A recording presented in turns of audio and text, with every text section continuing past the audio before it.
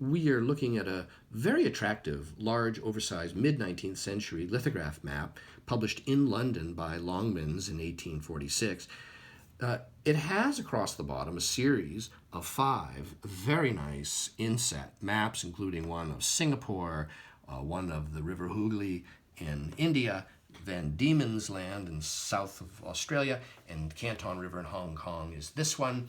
We see that Mexico here within North America still owns and controls up, including all of California, to the Oregon Territory region. Alaska is Russian possessions and so on. We see the apocryphal Mountains of the Moon right here in the center of the continent of Africa, and South Australia is now denoted as its own separate political location.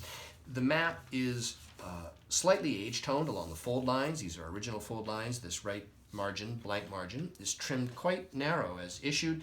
This was the original inset tab to inset this map to be folded up inside of an atlas or large volume that originally contained it in the mid-19th century. We see that there are several of these nearly invisible, what appear to be small, thin archival tape repairs. You can barely see them. They're literally almost invisible. And the map, as you see, the paper still remains supple. The map can be handled like so. Just have to do it gently, that's all.